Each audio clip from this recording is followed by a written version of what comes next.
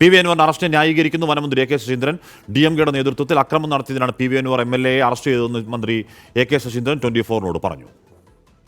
പൊതുമുതൽ നശിപ്പിക്കുന്നതിനെതിരെ അതിശക്തമായ നിയമമാണ് ഇന്ന് രാജ്യത്ത് നിലവിലുള്ളത്. ആ നിയമത്തിൻ്റെ അടിസ്ഥാനത്തിൽ പോലീസ് സ്വാഭാവികമായ നിയമാനുസൃതമായ നടപടി സ്വീകരിക്കുക മാത്രമാണ് ശ്രമിച്ചിട്ടുള്ളത്.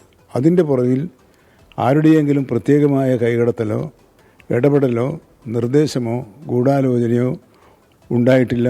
അങ്ങനെ ആരോപിക്കുന്നത് സ്വന്തം തെറ്റുകൾ മൂടിവെക്കാനും അദ്ദേഹത്തിൻ്റെ തെറ്റായ പ്രവർത്തനങ്ങളുടെ ഉത്തരവാദിത്വം മറ്റുള്ളവരുടെ മേൽ അടിച്ചേൽപ്പിക്കുന്നതിനുള്ള ഒരു ബാലിശമായ ശ്രമം മാത്രമേ പൊതുസമൂഹം അത് കാണുന്നുള്ളൂ.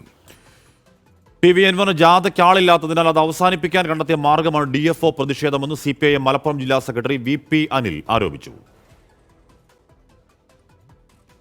പ്രശ്നമില്ല.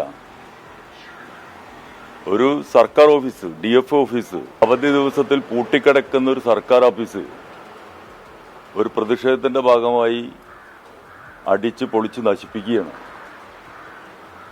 അതിനൊരു MLA നേതൃത്വം നൽകുകയാണ്.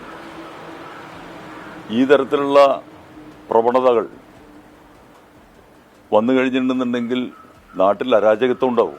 യാതൊരു വിധത്തിലുള്ള നിയമവാഴ്ചയും ഇല്ലാത്ത സ്ഥിതിവിശേഷം വരുമല്ലോ.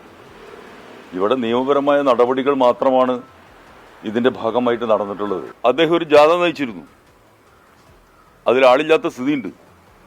അത് ഏതെങ്കിലും രൂപത്തിൽ അവസാനിപ്പിക്കണം. ആ അവസാനിപ്പിക്കുന്നതിന് അദ്ദേഹം കണ്ടെത്തിയിട്ടുള്ളൊരു മാർഗമാണിത്. ജനങ്ങൾക്ക് മാതൃകയാവേണ്ടതല്ലേ MLA. പി.വി. അൻവറിന്റെ ജാമ്യാപേക്ഷ കോടതി പരിഗണിച്ചു. പോലീസിനോട് കോടതി റിപ്പോർട്ട് ആവശ്യപ്പെട്ടു. റിപ്പോർട്ട് കിട്ടിയ ശേഷം വാദം കേൾക്കുമെന്നാണ് അറിയാൻ കഴിയുന്നത്. നിലമ്പൂർ ഫസ്റ്റ് ക്ലാസ് മജിസ്ട്രേറ്റ് കോടതിയാണ് കേസ് പരിഗണിക്കുന്നത്. പി.വി. അൻവറിന് വേണ്ടി ഹാജരായ അഡ്വക്കേറ്റ് സൈഫുള്ളയുമാണ്